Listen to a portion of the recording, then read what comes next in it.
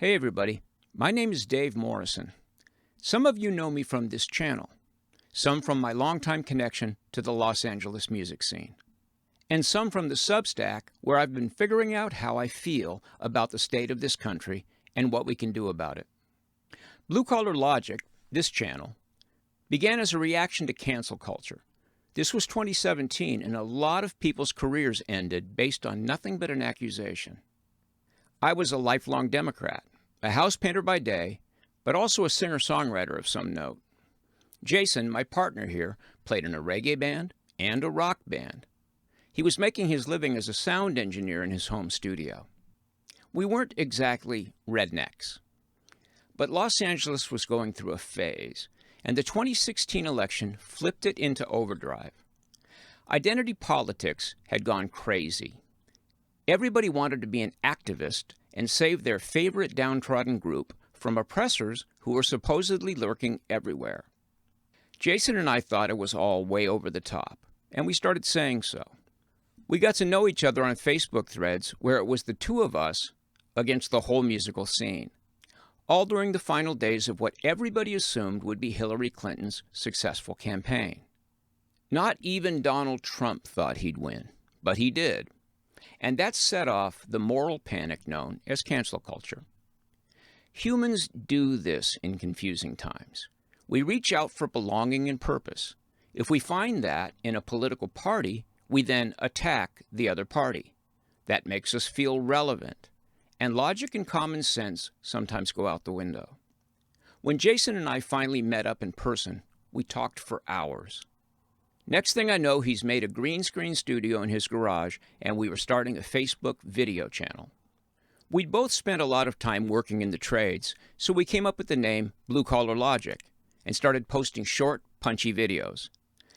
The name was supposed to convey the no BS, get-her-done attitude that rules the day on job sites where, when a problem comes up, everybody cooperates to find the solution and get back to work. Nobody cares whose idea it was. This was our ethos, if we had one. We saw ourselves as pragmatists drifting in a sea of idealists. Before we knew it, we had a ton of followers on Facebook, some viral videos, and a lot of people telling us how smart we were. There was no money in it.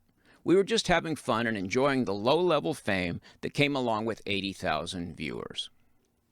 Some weird shit happened with Facebook, so we moved to YouTube. I wrote a piece about immigration. It blew up and put us on the map. Now we had a lot more people telling us how smart we were.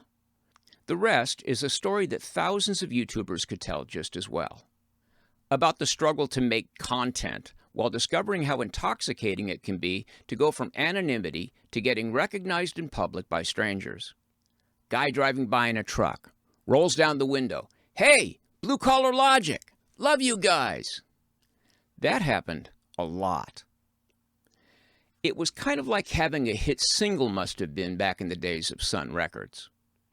And eventually, money started coming in. More than I'd ever made climbing ladders. So we ran with it for the span of Trump's first term, producing some really good work. And some that's pretty cringeworthy in retrospect. But we tried to be commonsensical and, well, logical. We never posted anything we knew to be false. And until COVID and George Floyd and the complete breakdown of civilization, everything was copacetic, if you don't mind being called a racist by musicians trying to look heroic. But a year in, conspiracy buffs began to invade our viewership. In mid-2018, I started seeing this comment. Us, us, us. The fuck does that mean? And then Q. No comment, just that one letter. After that, I noticed that whenever I called Trump a flawed messenger, I caught blowback. He's not flawed. He's perfect. Are we talking about the same Donald Trump? It had previously been a shared assumption on BCL that he was a jerk, but he was our jerk. Now that was seen as heresy. It was unbelievably sad to see our viewership polluted with the same sort of groupthink that we'd been seeing in the Democratic Party. I stood against the twin movements of Stop the Steal and Stop the Vax, and my income flatlined. To his great credit, Jason never tried to stop me, as I basically burned the channel down, pushing back against the new MAGAs. We parted company. Jason started his own channel, moved to Idaho, and serviced the Trump-addled masses as best he could. I made videos sporadically to an ever angrier and more hostile audience, until I just got tired of being called a traitor and left YouTube. I made a few videos here and there. This one was particularly prescient. But my heart just wasn't in it. But now I see an opportunity. Not to make money or be famous, I don't care about those things. I see an opportunity to be genuinely helpful. We've all watched as American politics devolved into chronic conflict, but we haven't all reacted the same way. Some of you might still be wearing the war paint, ready to leave a nasty comment below and go find some red meat to rub on your chest. If that's you, I invite you to leave this channel now. Unsubscribe. Block me. It's fine. You won't be happy here, so go now and forget all about blue-collar logic. It's not for you. But for the rest of us, I have good news. Thinking people all over the country are realizing what I've been shouting from the rooftops since before I left this channel. Partisanship is the bad guy. It's as bad as our founders feared it would be. It's going to sink us if we don't outgrow it. Honest liberals have spent a lot of time reflecting. They know that their party lost the plot. They know and admit that they got so caught up in identity politics that they simply forgot about the kitchen table issues. They forgot that they were the party of the working class. These open-minded liberals are not only willing, but eager to converse with open-minded conservatives. They get it. They understand that ideological bubbles are antithetical to good policy. Moderate conservatives in the mold of David Brooks, Jonah Goldberg, Bill Kristol, Mona Charen, they've been doing this for years. These people are not only welcomed by the left, they're revered. This is the list of Mona Charen's 4 books. Useful Idiots: How Liberals Got It Wrong in the Cold War and Still Blame America First. Love that. Do-Gooders: How Liberals Hurt Those They Claim to Help and the Rest of Us. Sex Matters: How Modern Feminism Lost Touch with Science, Love, and Common Sense. And Hard Right: The GOP's Drift Toward Extremism. If you're familiar with my work here, you know that these titles, at least the last 3, are perfectly aligned with my own views. Mona Charen is invited onto left-leaning podcasts all the time. She has a regular show on The Bulwark, for God's sake. Conservatives who aren't MAGA are now heroic figures left of center. Do you see what I mean by an opportunity? Listen, I defended Donald Trump when he was pushing the ideas that we based this channel on. I fully understand that many of you were disgusted by the open hatred toward him before he'd had any chance at all to govern. Remember HRC's concession speech?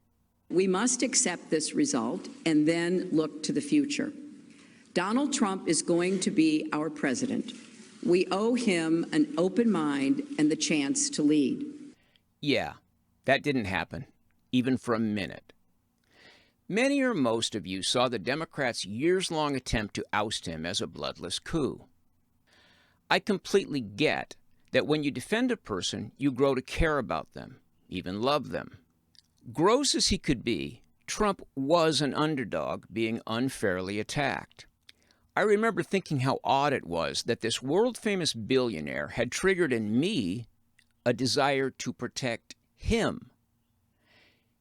Shielding anyone against unfair attacks was and is an admirable human instinct.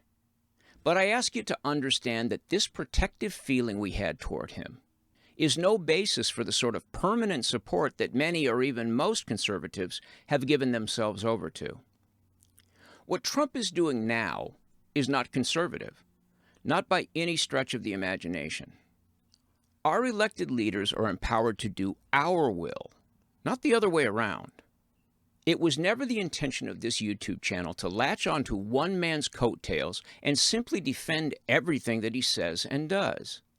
That's the opposite of blue-collar logic.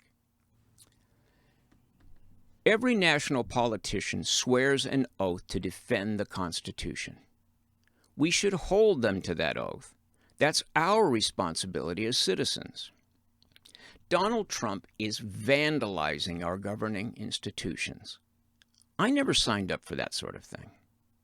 I hope that you will stay subscribed here if you are subscribed, and hit that button if you aren't. I'll be covering a wide range of topics about which conservatives and liberals seem incapable of agreement, hoping that I can help moderates on both sides to reach hybrid solutions. I'll be doing that from the post-partisan perspective that I'm so convinced is the path forward. Thanks for listening. Again, I'm Dave Morrison, and this is Blue Collar Logic.